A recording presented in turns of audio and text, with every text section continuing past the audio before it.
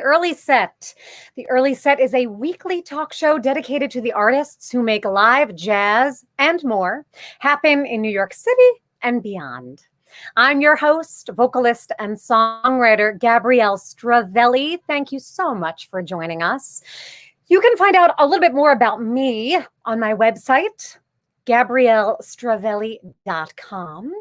If you are joining us from Facebook, I do have a music page there. It is Gabrielle Stravelli Music, and we hope that you'll follow that page. If you are viewing on YouTube, you're already on my channel there. It's also Gabrielle Stravelli Music, and we hope that you will click that little subscribe button below. We appreciate that. That way you can keep up with upcoming episodes. The Early Set happens every week, Wednesdays at 6 p.m. Eastern. If you're watching on Facebook and you want to hit the share button so that other people can know about this, tonight's episode is going to be fantastic. So we appreciate that as well. You can hear me live. Sort of live. This as close to live as we can get these days. This Sunday, August 2nd, I'm going to be the featured artist for this weekly series hosted by a singer named Jocelyn Medina. She has a Sunday vocal jazz jam series. She has a featured artist from 6 to 7, and this week I'm going to do that set with my husband, bass player, Pat O'Leary. And then the evening opens up from 7 to 9. It's a jam for vocalists and instrumentalists via Zoom. It's really fun, and it helps us maintain that sense of community, everybody hanging out in Zoom together and singing tunes, and it's really lovely. So if you want to join that or watch, you can find it on Facebook. Just search on Facebook, Sunday Vocal Jazz Jam Series.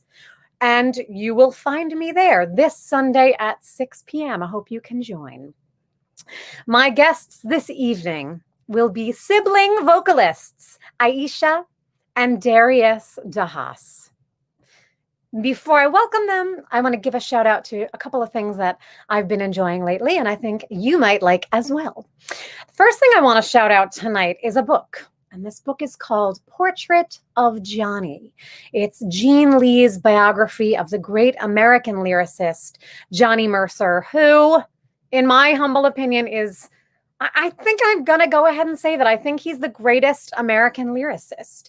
This book, it's a big book. I won't mislead you. It's a big old book. But it's so fantastic, and it's a super comprehensive look at Johnny Mercer's personal life, his successes, his triumphs, as well as his struggles. It's an honest look at the man. And there's also tons of incredible stories behind the great tunes that he wrote. Moon River, how that got written, and just so many other songs, and how Capitol Records was created. I absolutely loved this book. I just felt that as a person who loves his music as deeply as I do and appreciates his poetry and his genius, it was so nice to really take a deep dive into his life and get to know the man behind the music. So I thought I'd recommend that because I feel like a summer book, that's a thing. And perhaps you have a little more time to read these days, but regardless of what your schedule allows, I recommend that you pick up this book and just slowly make your way through it like I did. The second thing I want to shout out is actually two incredible Black visual artists, and these are both artists who use fiber as their medium. The first artist is a young man by the name of Michael Thorpe. I discovered him so random. I was up late at night a couple of days ago watching Pix 11 News. And for those of you here in New York, you know Mr. G. He has his G thing on Pix 11 News where he sort of does a little spotlight on a person. And he did a segment featuring this young man, Michael Thorpe, who is a college basketball star and also this incredible quilt artist. I'm going to ask my producer, Julie, to show this picture of Michael Thorpe and his self-portrait in quilts, so you can get a sense of what he does. And we have, I think, 2 pictures of some of his other pieces. He does a lot of portrait work. That's one of them. And then there's this other one that's shows how he's very influenced by Basquiat. And he's just such an interesting person and such a beautiful artist. His mom got him into quilting, but she's a very traditional perfectionist quilt maker. And her son took up the passion for quilting, but is breaking all the rules in the quilting world and really like becoming, he's had his work, I think one of his quilts is hanging in a museum. His star is really rising in the quilting and in the art world. If you want to see more of his work, you can follow him on Instagram. His handle is @IversonDurag. That is the artist, Michael Thorpe. You'll see a lot of pictures on his feed of these incredible quilts that he's creating. Reading about Michael sort of led me to discover this other incredible fiber artist by the name of Bisa Butler. She trained as a painter, like doing traditional visual arts, and then discovered fiber arts and quilting. And her background as a painter really shows in her quilts. You're going to be so amazed. I'm going to ask Julie again to just show a couple pictures. We have a picture of Bisa Butler with one of her quilts. That's the artist and one of her works. And then we have 2 more pictures of these amazing, very painterly works, but that's a quilt. I know it's hard to tell, and the shading, the way she shades with fabric makes it look like a painting, but that's quilts. And coincidentally, Bisa Butler just celebrated on Sunday, this past Sunday, 26th or 27th, whatever day that was.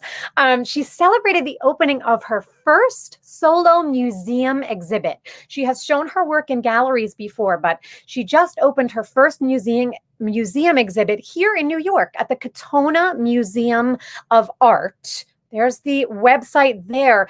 They are open right now. They're honoring social distancing rules and restricting how many people can be in the museum, but you can go.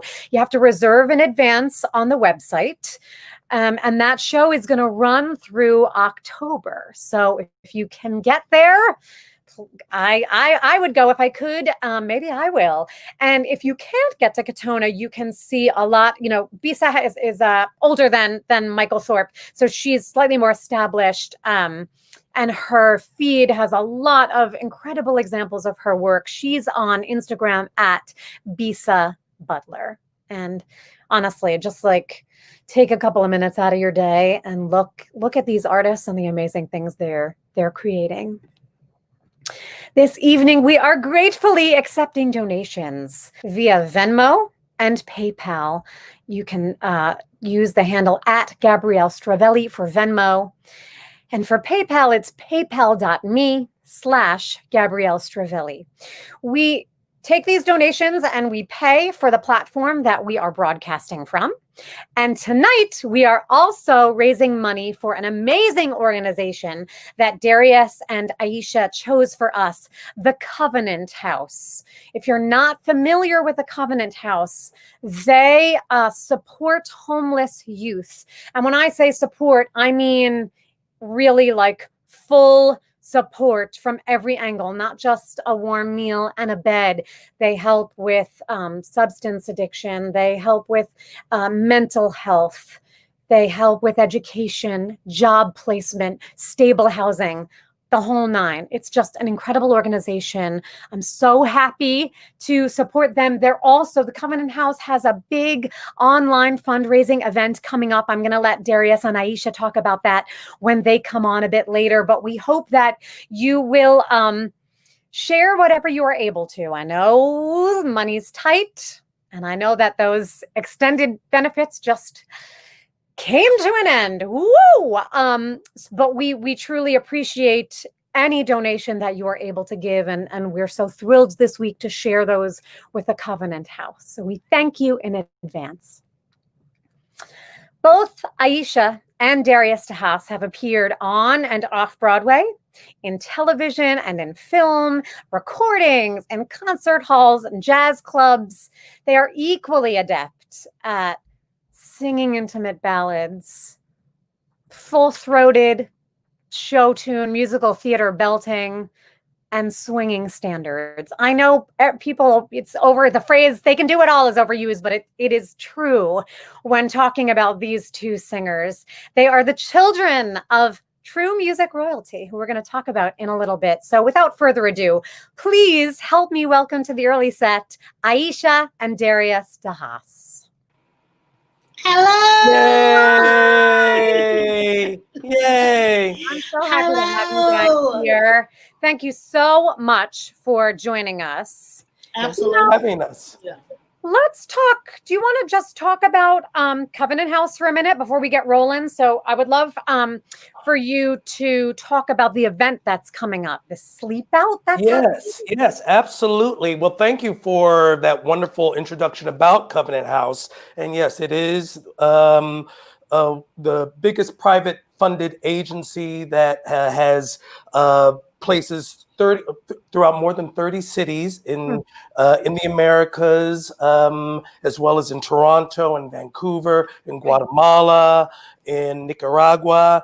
And what we are specifically doing in terms of fundraising, I mean, we're fundraising all the time and throughout the year because homelessness is just so prevalent, and youth homelessness is just at an all-time high, and particularly in COVID. The sites, particularly like in Texas, have just been so horribly ravaged. However, Covenant House is still staying open and serving you 24/7, and despite everything is going strong. So on August 24th, we have a special edition. They started a thing a number of years ago called the Sleep Out.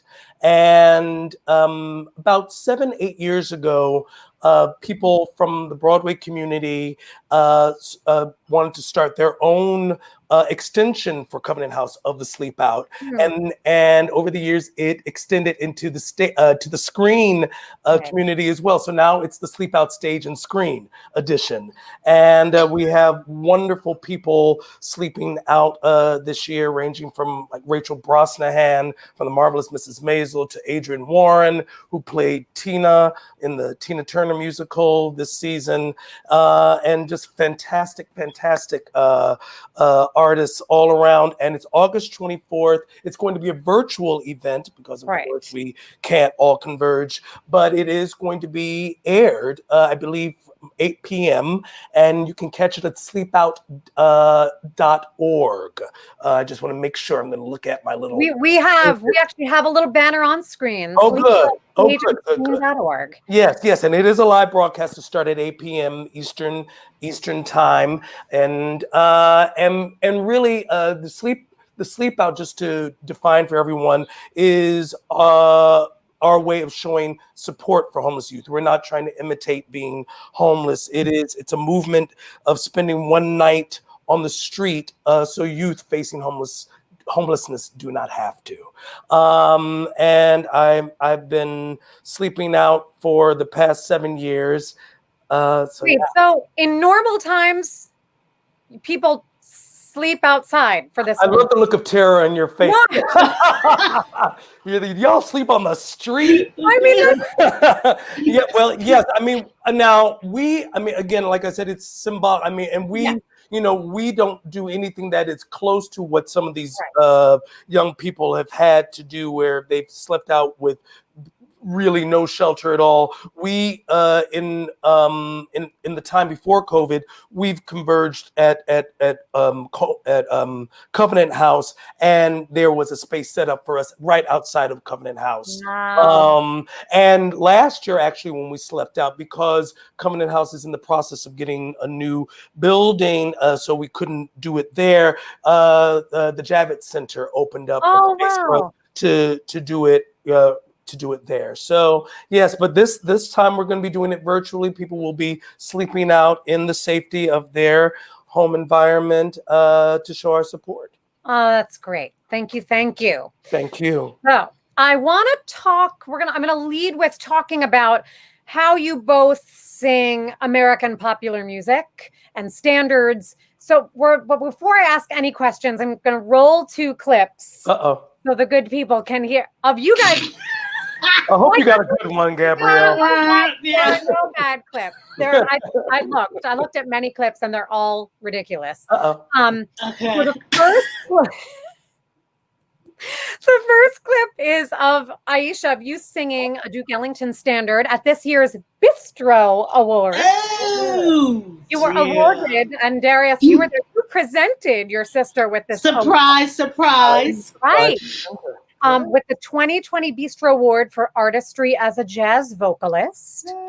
And then, Darius, this is a clip of you, this beautiful arrangement you have from your Leonard Bernstein. Okay. So, Julie, Okay. let's hear those now, please. Okay.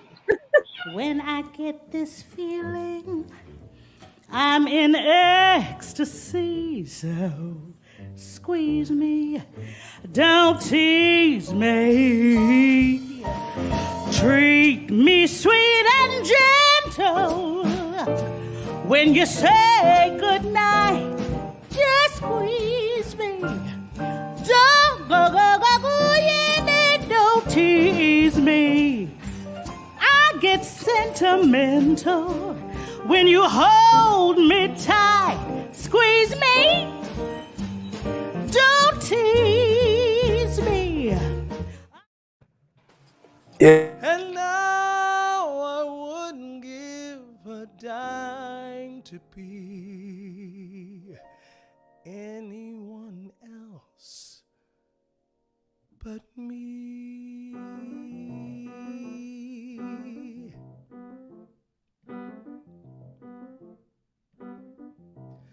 Could be, who knows? There's something due any day. I will know right away, soon as it shows. It may come cannonballing down through the sky, gleaming its eye bright as a rose. So beautiful. Very artsy. It Very is artsy. It's artsy. My friend Harry McFan shot that. I was Yeah. wondering who did that. I love it. Harry McFan, yeah. I love Darius thinks up the best little arrangements for songs that he's doing. I just love that one. Aw, Yay. great. Thank you. Thank you. And you were swinging. Right? I tell you, yeah, Aisha does that thing. I'm just saying, because, not just because of my sister, but the thing that I love about Aisha really knows how to ride a song. She really knows how to ride in the groove of a song and really know how to just give just what it needs to really get the most satisfaction out of it. I really have always so admired, it's because not everyone can write a song, Gabrielle's pretty good at writing a song Gabrielle, too. you know how to write a song. You're very good. Oh, that is You got good time. Yeah, yes, Thank you do. you. Yes, Thank you, Darius. Thank Absolutely. Well, you. I agree, and this is exactly what I wanted to start off by asking you guys. So first, and I sort of have to give a shout out, a little copyright to the pianist Michael Kanan for this question, because I was talking to him recently, and he said that every pianist he talks to, he asks them, "What's your process for learning a standard?" And I thought, what a great question for singers as well. And I really mean like a standard, when you find one of those gems where it's like, wow, nobody does this. It's maybe written by a well-known composer, but you really don't know what it sounds like. How do you get in there and really get it in your bones? Well, I'll start, Yeah. Darius. We both grew up in a house where we heard standards all the time, all day long, from our earliest memories, right? But when I decided that, after I got out of college, I was like, I'm going to hit the jazz clubs. It was a scary proposition for me because both my parents were in the jazz clubs, right? Yeah. But, I said to myself, and I always remember my mother saying, learn the tune, learn it backwards and forwards, learn it. And then you can do what you will with it. So I picked 20 songs that I was familiar with. Some I really knew, some I didn't know as well, but wanted to know. 20 songs, and I learned them backwards and forwards.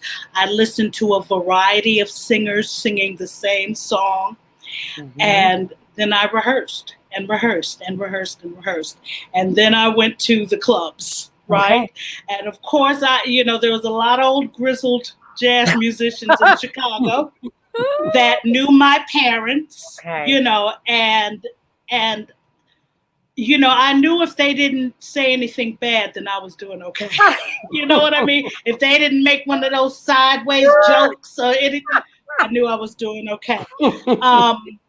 But yeah, that's my part. And I also, it's like I'll learn this, listen to it, and then I write out the words, because somehow writing out the words for me really makes the lyrics stick in my head. Okay. So I generally, with every song that I have to learn, I will write out the words. And then, it's just a matter then of singing it over and over and really finding your voice from all the voices that you've listened to, finding your voice. And that takes time sometimes. You don't necessarily find your voice right away. But that is my process for learning a standard. Yeah. Okay. Yeah. And Darius, maybe you want to field this one, because I was so struck by the way you phrased "something's coming." That beginning part, there's something new, and it is so different from the way we're all used to. Yeah. So fantastic! It was so good. I love stuff like that. Yeah. If I'm a student coming to you, how do you learn to do that? How do you? Well, it like Aisha said, I mean, I really just piggyback on what she said. You really have to learn the actual song, which, and you have to really learn what the structure was of, and what the phrasing is, and what the melody is, because the tricky thing about hearing so many different wonderful singers, even they may change part of the melody or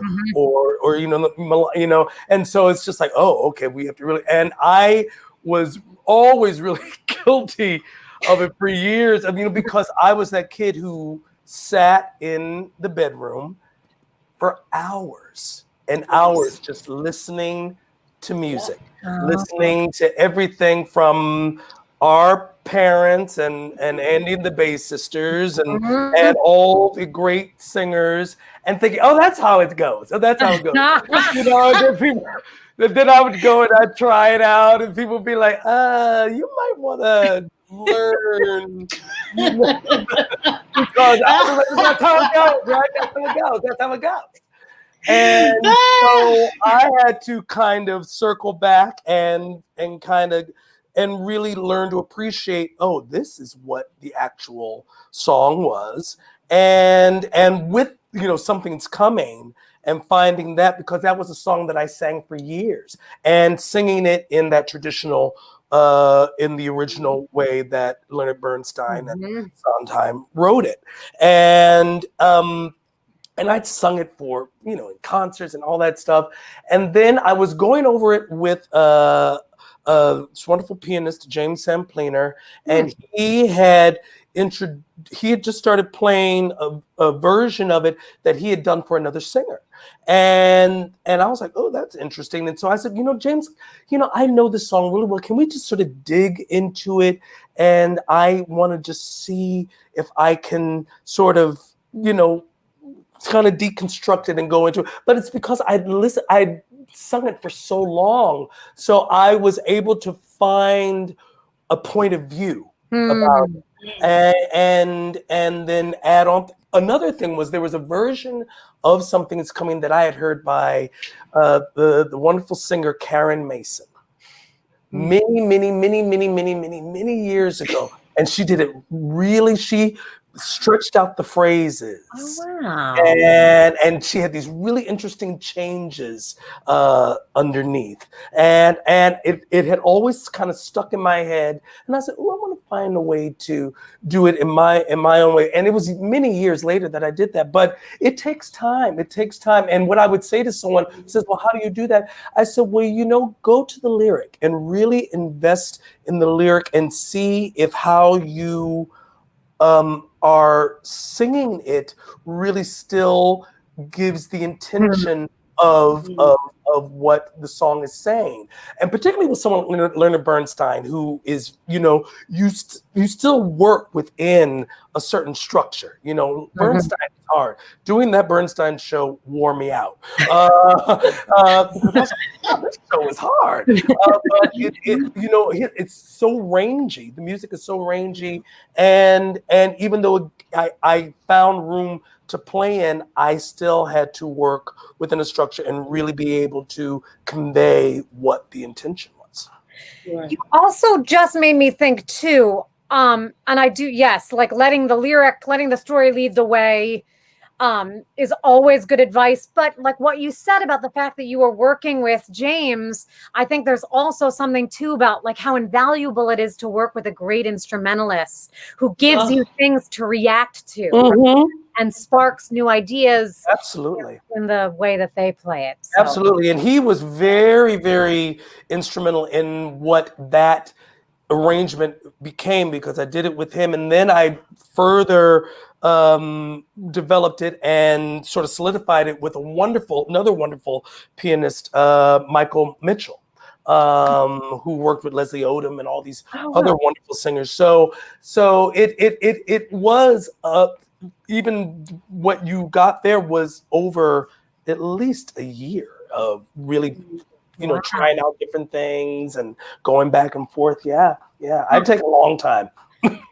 Yeah, but that's what it takes sometimes. Yeah. Yeah. I had somebody reach out via a woman I'd sort of worked with in a class setting, and she reached out to me recently about she was working on What a Difference a Day Makes, and she was asking a question about phrasing, and she was saying that she wanted to break up the rhyme.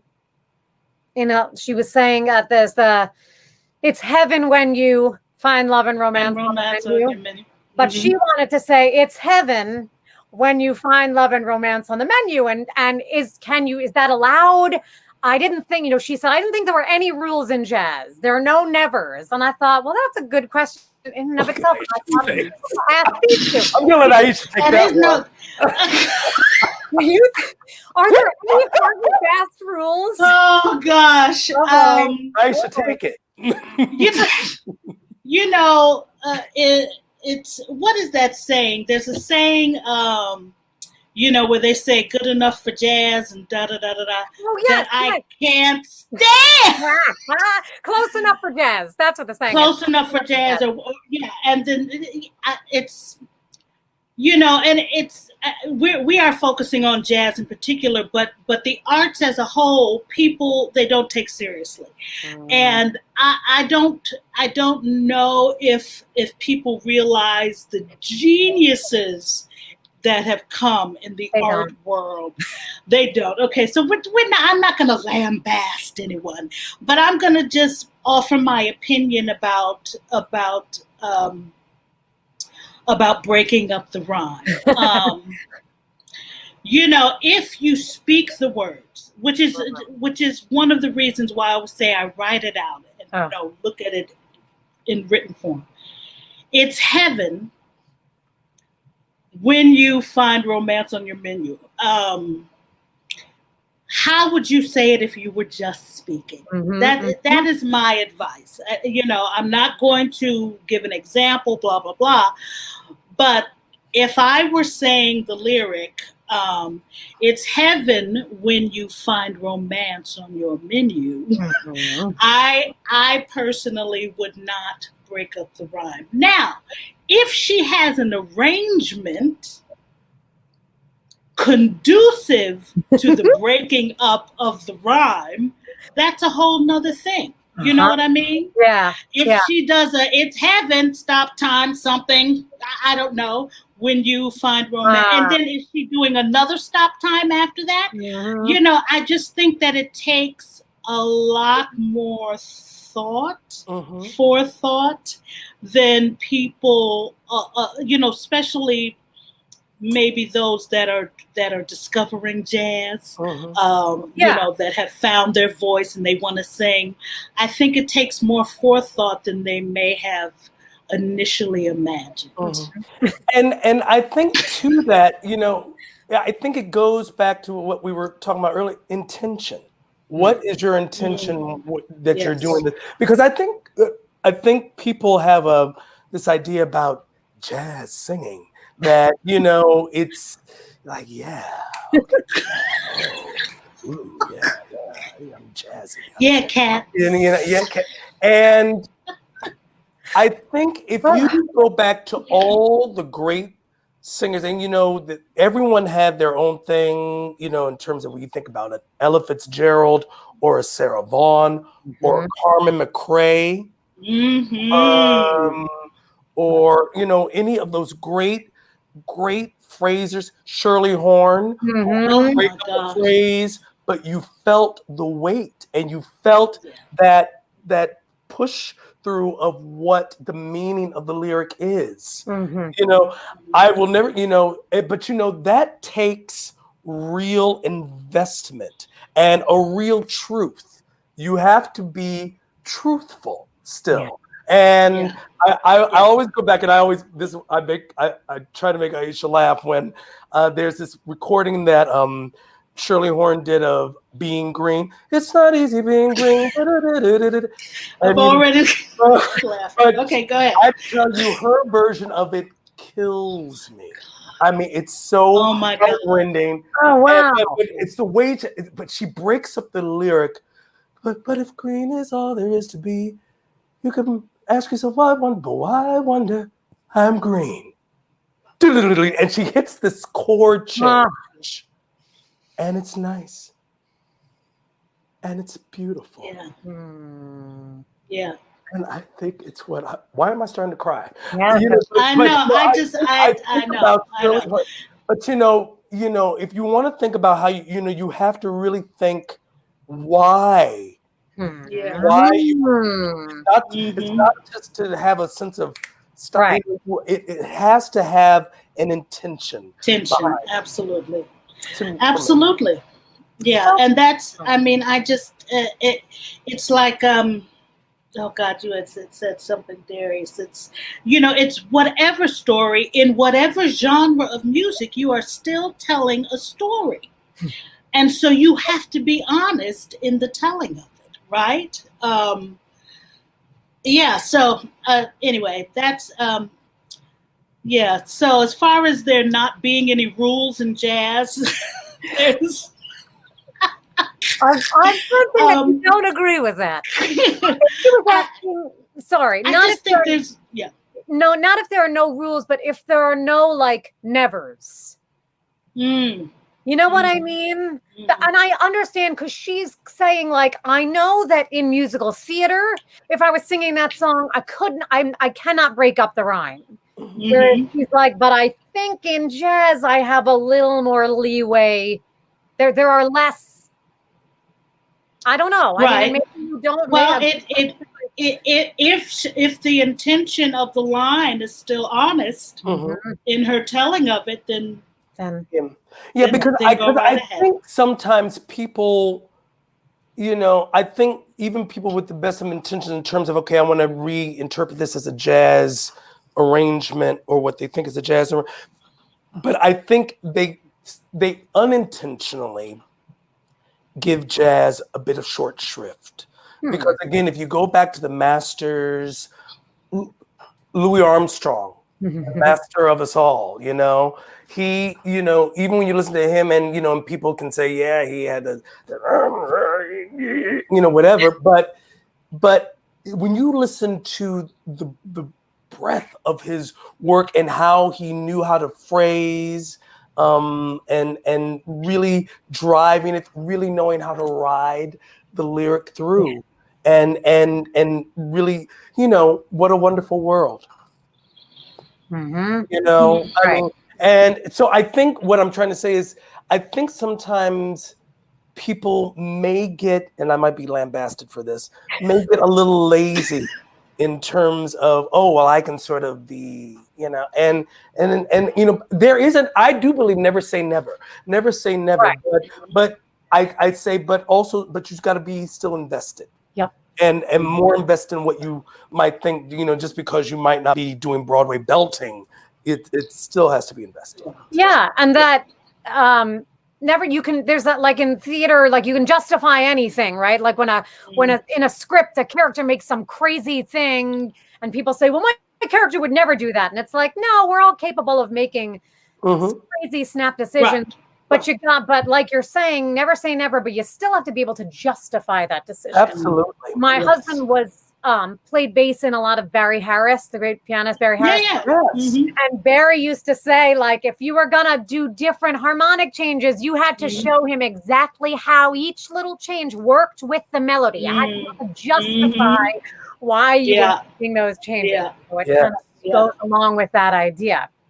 I'm going to just pause and say hey to the folks at home. Are you enjoying this master class? I mean, come on now. I give a shout out to Todd Foreman. Todd Foreman, he always fires off that Venmo right as we start. Thank you, Todd. Thank you, Todd. And we're doing something a little different this week to entice people to give us their hard-earned cash. I'm offering some CDs to people. The first three viewers, you got to get on it. First three viewers who send in $25 or more, if you feel, if you want to do that. $25, first three viewers. I will send you a signed, you get your choice. You can do this is my newer CD. Sorry, I'm like, am I showing them? My newer CD that came out I need to put on my glasses. Yeah, pick up yeah, there you go. And maybe move it over just a tad. Or this one. There you Dream go. Dream Ago. It came out in 2017, but this one is mostly original compositions. So it's your choice. You can email me or at theearlyset@gmail.com. Yes, we do have a Gmail address for our show. Aren't we fancy? Okay, I'm sorry, Julie is telling me things. So yes, the first three people to send in $25 will get a signed CD, and they will also know that they are helping Covenant House raise money for the great work that they do. So Venmo and PayPal, we thank you in advance. Darius, yeah. You have this beautiful album dedicated to the music of Billy Strayhorn called Daydream. I have loved listening to this. Thank you. And I'd love for you to just briefly tell us, why Strayhorn, how you came to that project, just a little bit about the story behind this CD. Well, that was my debut solo CD, and jumping into the music of Strayhorn, I didn't know what I was doing. I had no idea what I was really taking on. All I knew is that I was at a point in my career as an actor who primarily was working in theater, and saying to myself, I got to do something else. In addition to, I didn't want to leave theater, but I knew there was something else I wanted to do. And I had always done cabaret and small concert stuff, around the city, singing at open mics and all that stuff. And I remember sitting backstage during the run of a show going, I want to really do a concert. I want to do a concert. And I was given the opportunity when the Lincoln Center Songbook series was just birthed, basically. And Ira Weitzman said, look, if you put together a show of Strayhorn, because I was like, I think I want to do Strayhorn because I know Billy Strayhorn from when my mother produced these Duke Ellington tribute concerts when Aisha and I were growing up in Chicago. And so I knew Strayhorn, and then I had read David Haydew's book, Lush Life, which of course, really put Strayhorn more in the spotlight. And I said, yeah, I think this is what I want to do, because I wanted to do someone that I felt I could identify with. I wanted to do someone Black.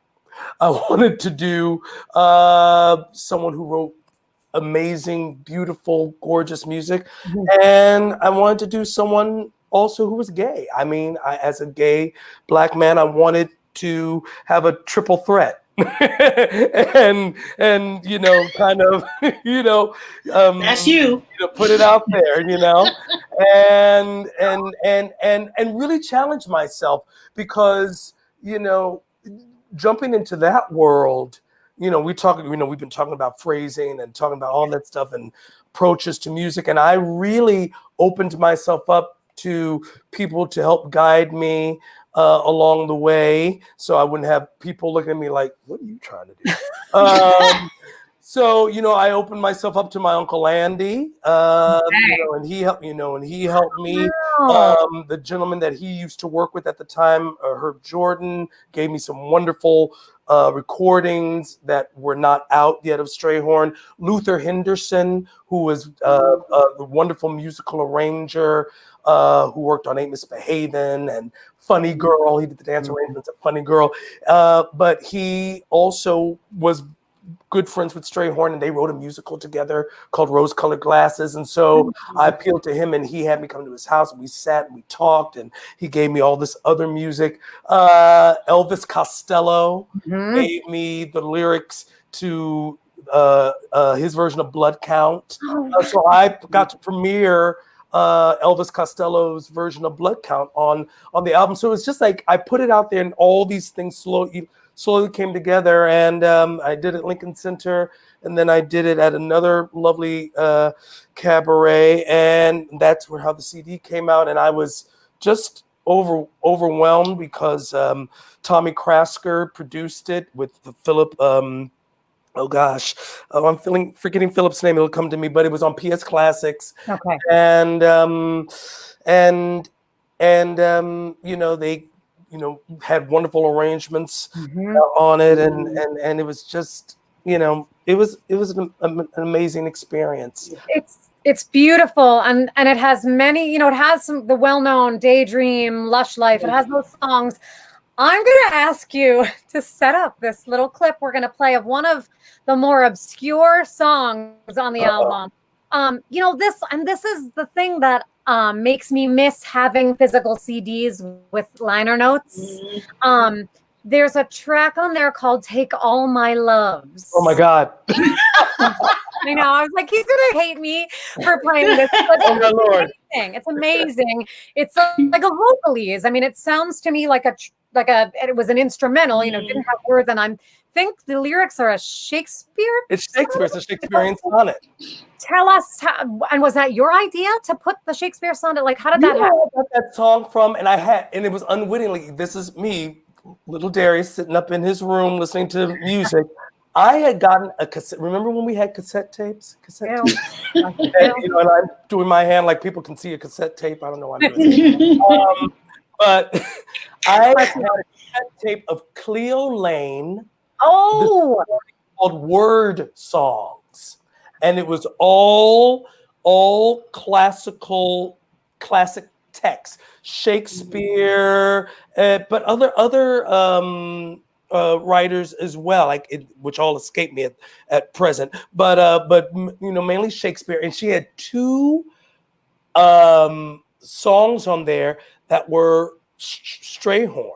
But it was credited to Strayhorn and Duke Ellington on the thing. So I always thought it was Ellington, and then more. And one of those songs was Take All My Loves. Okay. And so I had known it from years ago. So when I was doing all my research and looking and reading David Haydew's book, and found that song, that and My Love Is As a Fever, which opens the CD, were from Strayhorn Ellington thing they called Such Sweet Thunder. which was, I believe, the first collaboration they did after they had been apart for a while, and they did this suite. It was a suite that they did for, I believe, the jazz. Oh gosh, George Weins thing, the jazz. The North. Summer afternoon. It was the jazz festival. The thing that George Weins had. So they premiered it at the Newport Jazz Festival. Yeah. It was premiered there, I believe. If David Hager's watching that, he'll probably be like, "No, it was blah blah blah." But I know it was premiered for a jazz festival, and so Take All My Loves and My Love Is As a Fever were done as instrumentals. And what was amazing to find out was that he had written the melody to fit the sonnets perfectly. Wow! Yeah. So when you hear the original recordings, they're instrumental, but you can sing the sonnet to the instrumental. And then Let's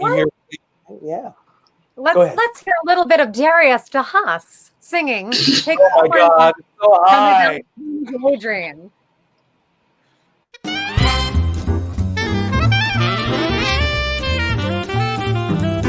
Take all my love, yea, take them all. What hast thou then for that thou hast before?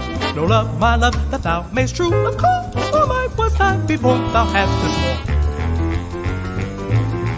Then if for my love thou my love receivest, I cannot blame thee for my love thou usest, but yet be blamed if thou thyself deceivest by willful taste of what thyself refusest.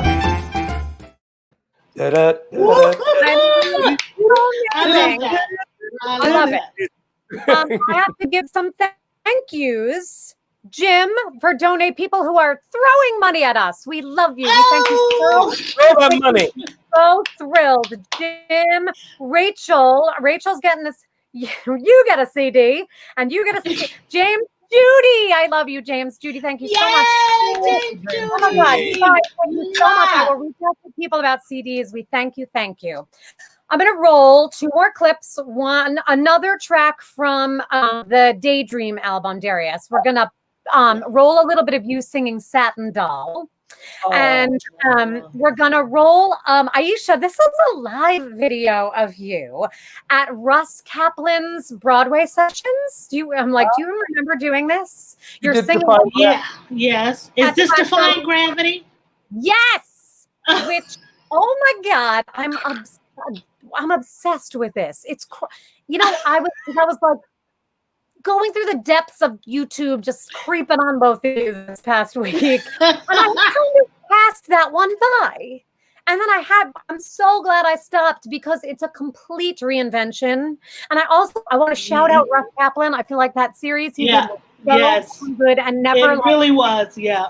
On the way it should have. Russ Kaplan, if you're not familiar with him, he's a Broadway composer, but is a person who has a real affinity for jazz, and he's a beautiful arranger. And he did this once a month series where he had a 9-piece band, and he would write all these jazz arrangements of musical theater songs. So again, this is, and I want to play these clips because I want to talk to you guys. These are, in my opinion, and of course I'm right, two examples of that illustrate so beautifully leaving space when you're phrasing, and this and in swing, like having a percussive quality. And this thing I talk a lot about when I'm teaching about, like, as the singer being the one who's generating the rhythm, not just sort of having the band do that. It's coming from you. So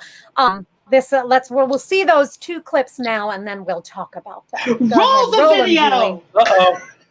The receipts. Let's see those receipts.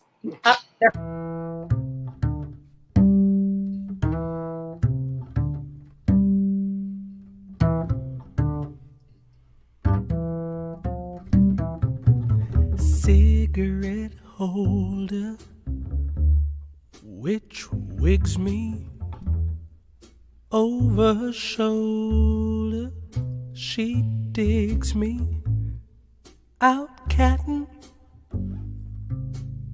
that satin doll.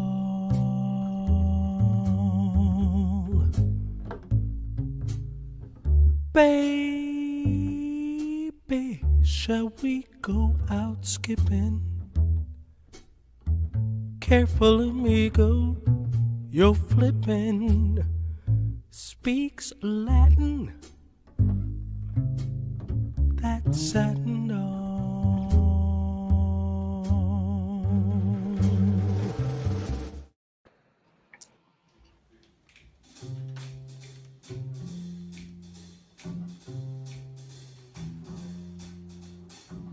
Something has changed.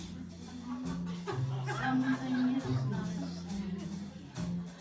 I'm through with playing by the rules of someone else's game. Too late for second guessing. Too late to go back to sleep. It's time to trust my instincts. Close my eyes and leave. It's time to try defying gravity. I think I'll try defying gravity. You can't pull me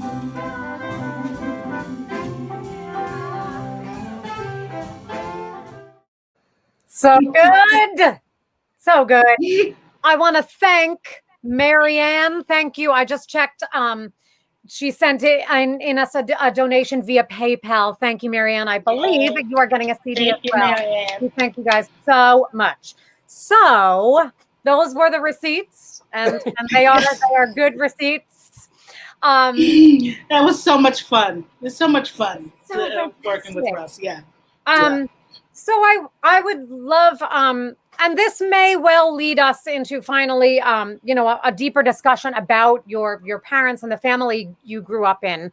But how do you get that's hard, I think, especially for people who come maybe from musical theater or even the classical world. This idea of leaving space can feel so naked, when you're singing. How do you how do you learn to do that? How do you get comfortable doing that? Can you offer anything?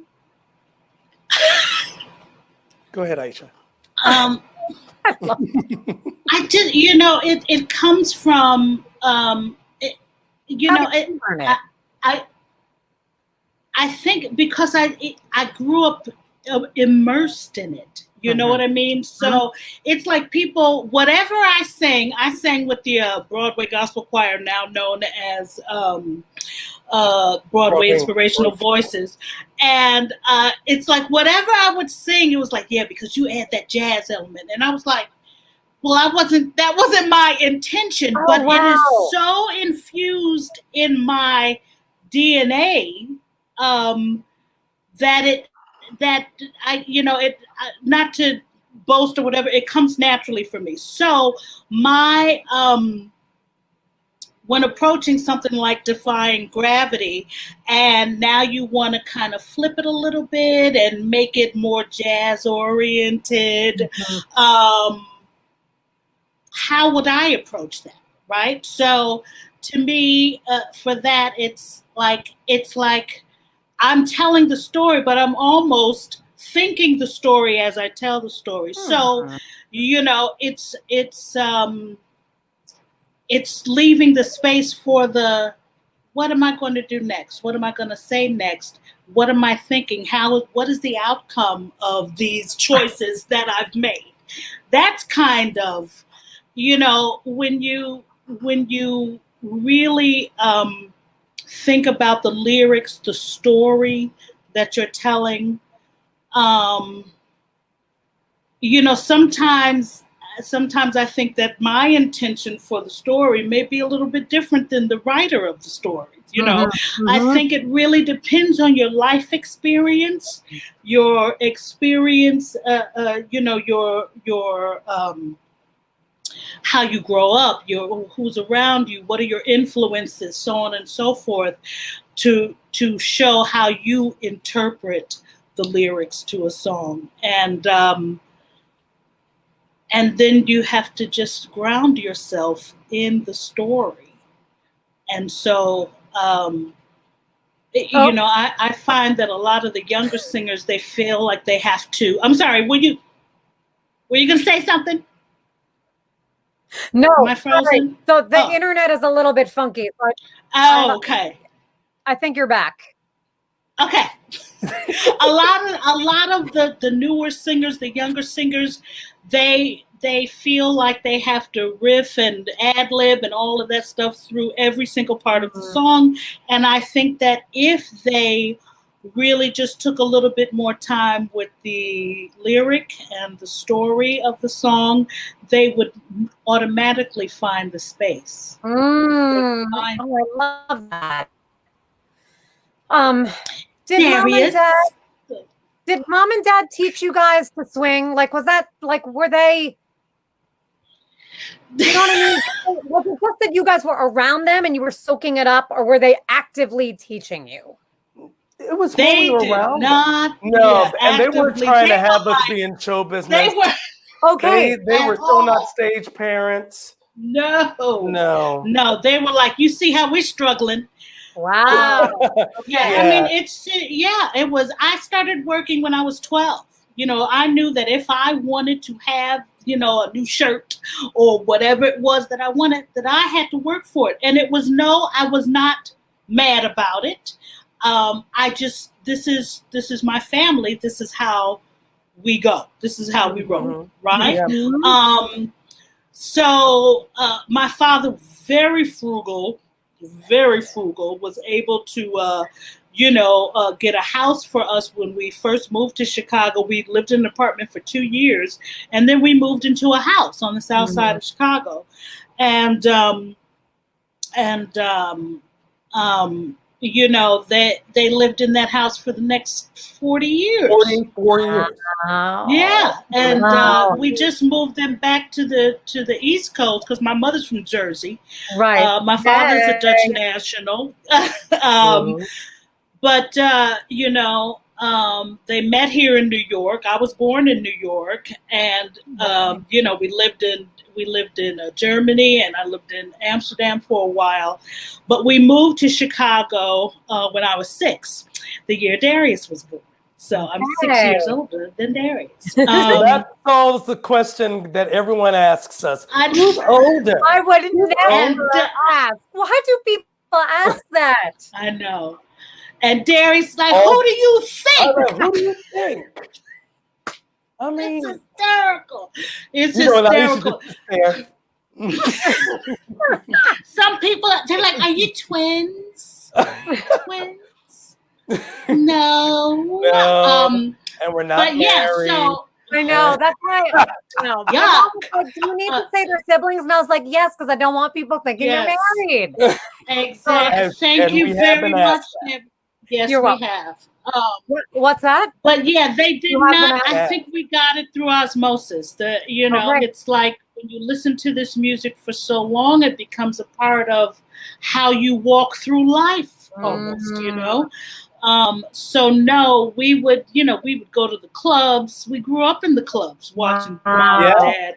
And so funny, when my mother did Don't Bother Me, I Can't Cope in Chicago, there was a jazz club called the Happy Medium that was below the theater.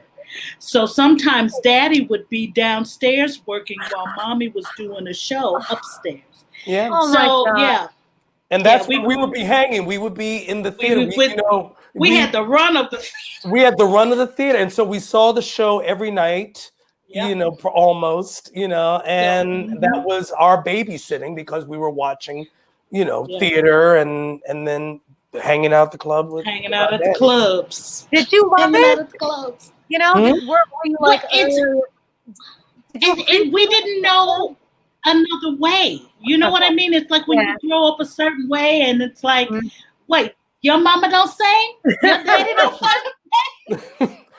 I mean, you think back to it, we were so because you realize how not funded the arts education is, and just the opportunity, how we fight to have, music in the schools and all of that. And so I think about Aisha and I growing up, and how we had it really in our home, and the people that our parents knew, and all these great musicians and all these wonderful people they worked with, and we were extremely fortunate. I mean, but we literally didn't know. We just that was just what our lives were. It's right. It's not. It wasn't just like, oh, I love, Dorothy Donegan is coming and Betty Carter.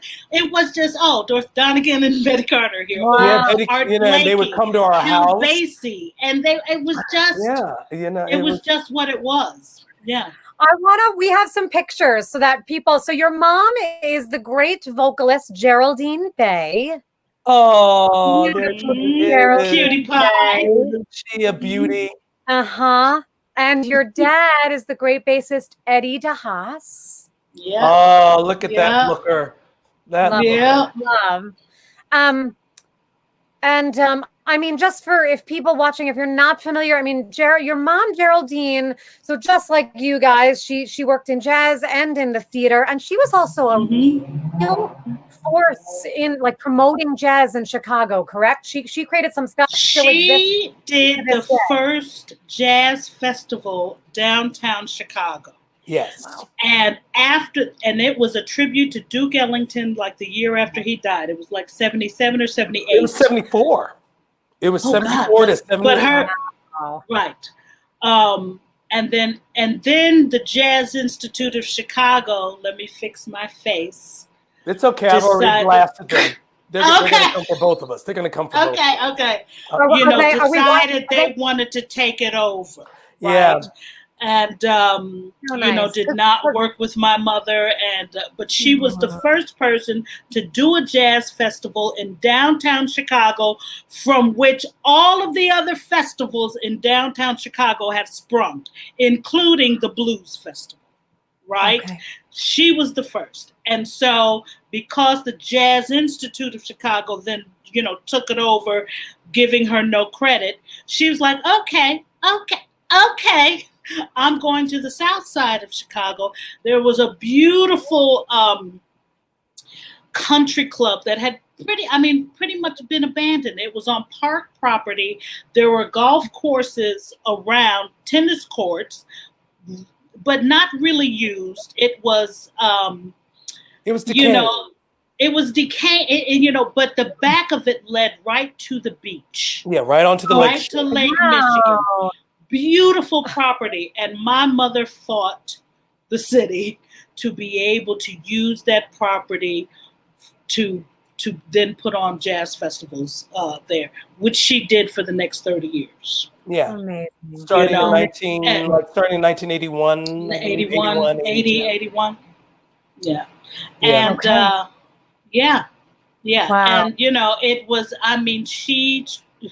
she struggled with that, but she had the greatest of the greats. Yeah. Play these festivals. Muddy Waters, Count Basie, Betty Carter. Everybody. Well, and your dad. Oh my God. I was reading the list of people who your dad played with. Oh yeah. Everyone from Gene Krupa to Chet Baker to Chris Connor. Yeah, Chris Connor. And Peter, Paul, and Mary. He was Peter, Paul, and Mary's bassist for a time. Yeah. He's on the In the Wind recording for anyone who wants to. But he has a very prodigious discography. And they met when he was playing for Blossom Dearie. When he was playing with Blossom Dearie is when Andy and the Bass Sisters was also playing at the same club. And that's when my parents met. Trudy Heller's Versailles is what the club was called. Wow. Trudy Heller's Versailles.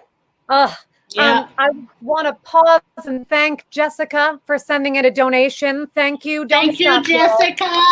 Keep those dollars coming so we can share them with the Covenant House. Thank you so much. Thank you, Jessica. We should also mention that your mom was 1/3 of this legendary vocal trio. Her other siblings, your uncle Andy Bay, and the other Bay sister Salome, Andy Bay, and the Bay sisters. Yeah. This album that we're showing you right now is one of my all-time faves. Now here. Mine too. I love it. Oh, wait. Now here, Annie the Bay Sisters. Oh my God.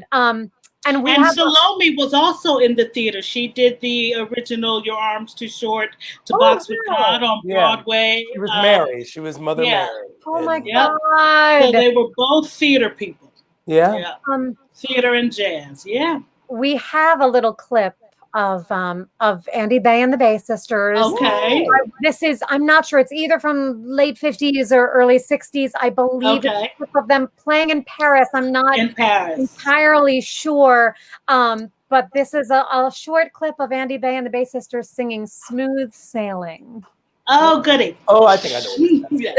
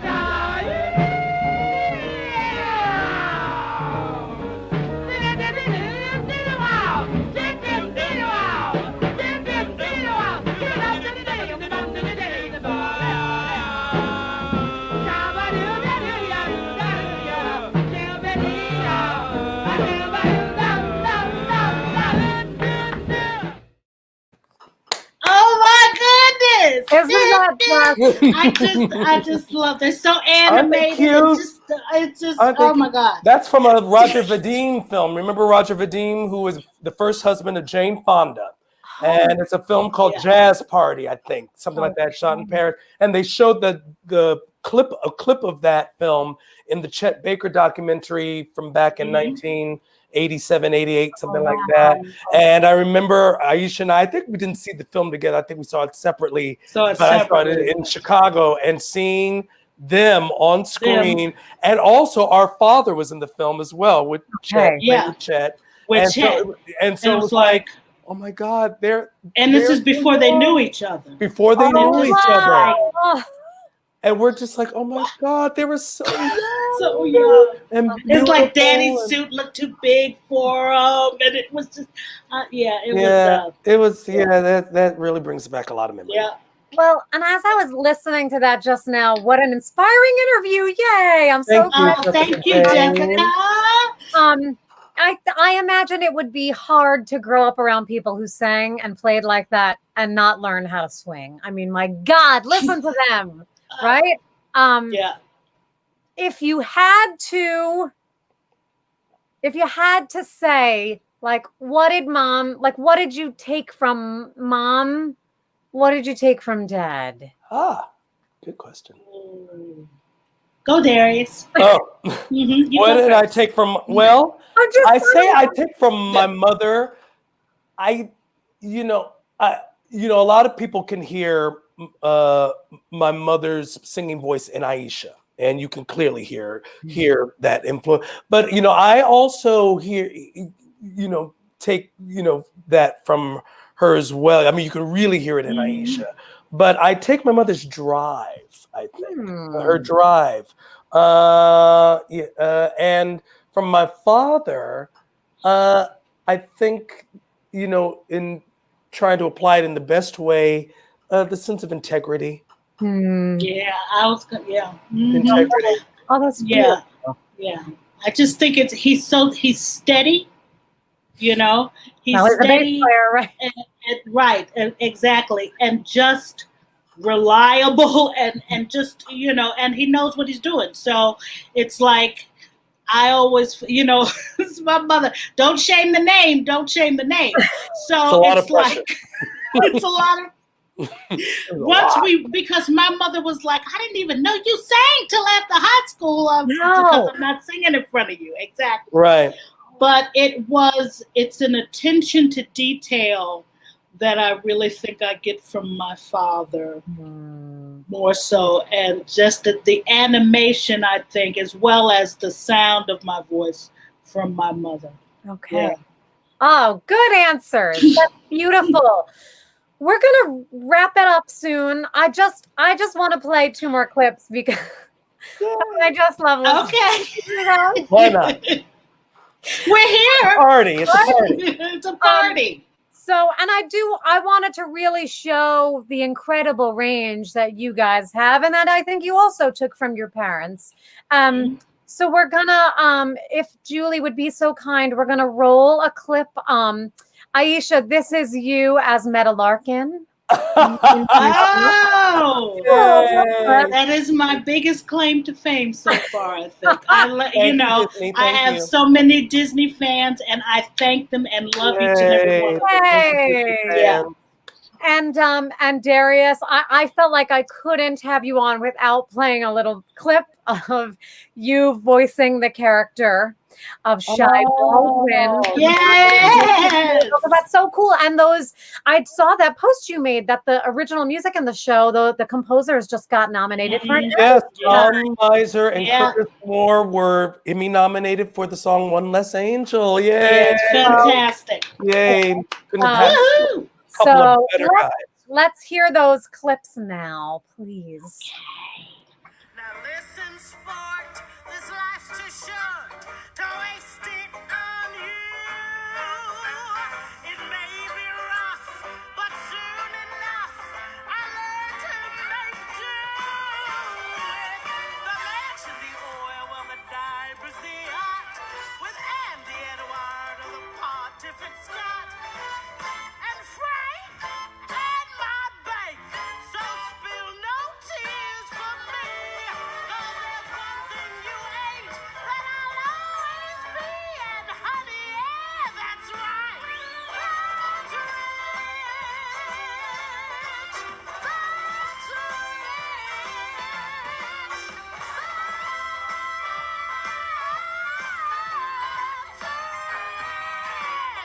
That's rich.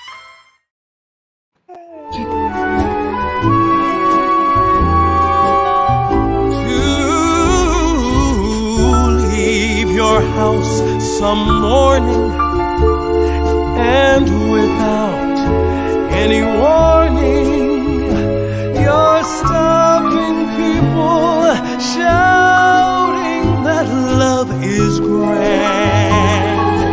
And to hold a girl in your arms is wonderful, wonderful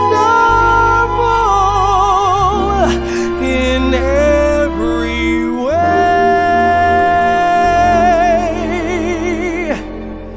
So they say.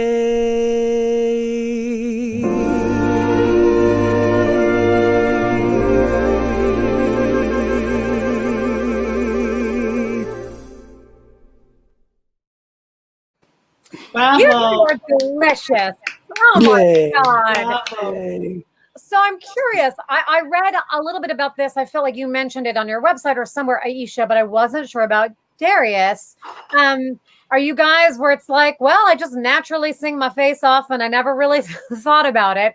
Or I think I read, Aisha, that you really had a voice teacher who taught you bel canto. And, you know, I'm curious to know how you guys are coming at singing. Well, when I started, I guess professional, I was in the Chicago Children's Choir when I was 8. I joined them. But when I went to high school, I had a teacher by the name of Lena Macklin, who was Thomas A. Dorsey's niece. Oh, wow. And she taught the bel canto method of singing. In her class, we had to sing every style. We did Cavalleria Rusticana. We wrote a musical. So we really, because her thing was, if you had the foundation, you can sing anything. And that has been my decree for anybody who I've given a lesson to. And for myself, it's like, let's go back to the basics. Let's go back to the breathing, because it's all about the breathing. Mm. And then I can tackle whatever style of music I need to tackle. So that was in high school, and that I have lived by that ever since then. Yeah. It has served you well. It shows. It shows. Thank you. Lena Darius? McGuinn was incredible. She was incredible. Teacher. She was an incredible, and just the singers that came out. Oh of, my gosh. Aisha, and this was in high school. Aisha Wow. had Yeah. Nicklin and Yeah. at Kenwood Academy. Kenwood Academy. I didn't get a really solid voice teacher. I had a couple of voice teachers in Chicago, but it wasn't until I moved to New York. And I went to the American Musical and Dramatic Academy, AMDA. Oh, wow. I went to AMDA, and I was first with the head of the music department, Miss Florence Bowers. And she was very, very up there in age. And I only had her really for like half a semester because she just really couldn't sustain the energy to teach. And then I was introduced to the teacher that I have had for almost 30 years. Wow. And it was up until last year. My Last year, because then he got very frail and he was moved back to Ohio, just outside of Cleveland, by his sister, because he just got too frail. Thomas Parisi, and really the same tenets of which Aisha was taught, I was taught to. He taught bel canto technique. He had me singing classical music in lessons all the time. I mean, he gave me such a great foundation. It is what has really helped to sustain the career, because you know sometimes people have you singing crazy stuff, and you know you go through all kinds of vocal whatever, and I tell you, it has kept me grounded and kept me focused and saved me many a time. Many a time. And it was the same thing, is that if you have a good solid foundation in your technique, you can sing anything. Yeah. what a gift to have those teachers, right? Just Yeah. that It really was a Absolutely. gift. I'm so grateful to him. of just like Absolutely. what a beautiful thing it is to have a person like that in your life, and how important teachers are, and how we need to honor them and Yes. respect them, Yes. Yeah. value them. Yeah.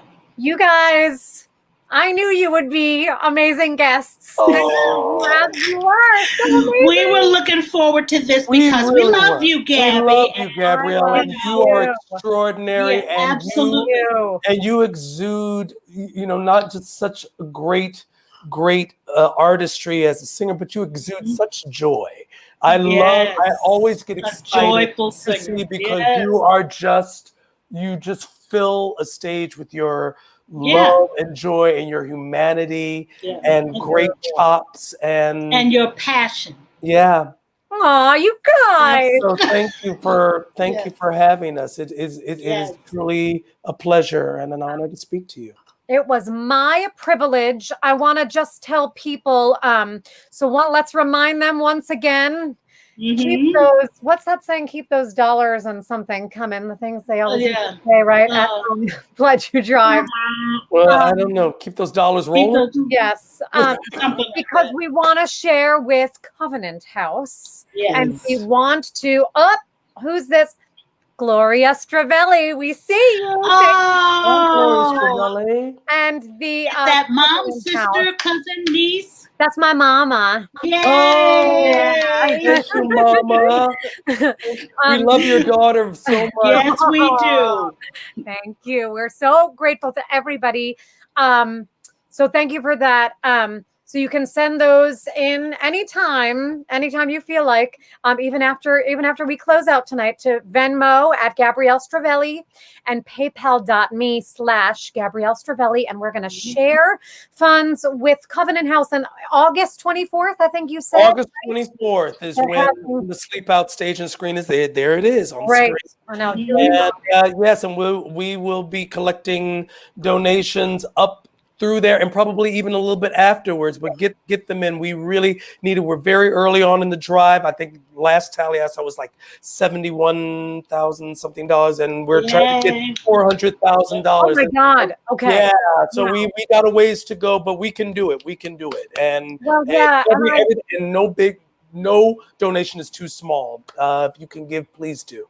And no donation too big. And no donation too big. So you're feeling generous. You got to staff. Always staff somewhere. You know, I know money is tight for people right now, but I'm like, I bet you've got more than these kids do. You know what I mean? You've got a little, whatever you can, even if it's $5, give that $5, because especially people's housing is even more insecure right now. So if you're a kid who's living, whose housing is unstable, it's more unstable right now. And Covenant House has been hit horribly. You can only imagine. But they are still hanging in there, keeping their sites open. So the more help we get from them, the better. Yes. Great. And people can find you guys on Instagram, right? Yes. You're easy to find at Aisha Haas and at Darius Haas, and your websites, which also you made it easy for people, aishadahas.com. Yes. And DariusDahas.com. So follow. Listen, the names are difficult enough, so we wanted to make it. Well, coming from Gabrielle Stravelli, I know exactly. Yes. So if you're watching, please follow these two beautiful people. And Julie's going to bring you guys back into the green room, and I'm just going to tell the good folks who we have on next week. Thank you again. Thank you so much, Gabrielle. It's been a joy. Thank you so much. Thank you, everyone. Thank you. Thank you. And I'll see you guys in a second. So, wow. God, I love them. Thank you so much for joining us tonight. If you liked the show, please follow us. I saw it so nice. People followed Gabrielle Stravelli Music on Facebook. You can share tonight's episode on Facebook. And you can also subscribe to Gabrielle Stravelli Music on YouTube. And we thank you in advance. Yeah, if you're watching on YouTube, there's going to be a little button below that says subscribe. So thank you in advance for doing that and for sharing, spreading the word. Next week, we have this wonderful pianist and vocalist, Dina DeRose, joining us.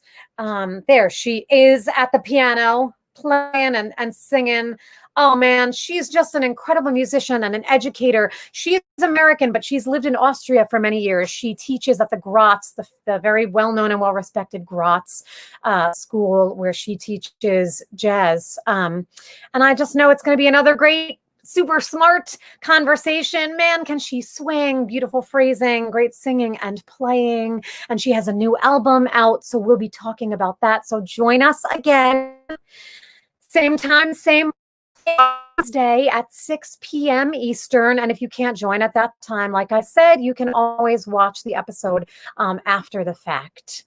I want to give one more a shout out to Jim Caruso and Birdland for encouraging me to do this and supporting the show. And a huge thanks, as always, to my producer and technical director, Julie Garnier. She makes everything run smoothly. I love working with her, and I thank her so much. She's such a great collaborator. I think that's everything for this week. Thanks again to Aisha and Darius Haas, and we hope to see you next week. Take good care, everybody. Thanks again. Bye.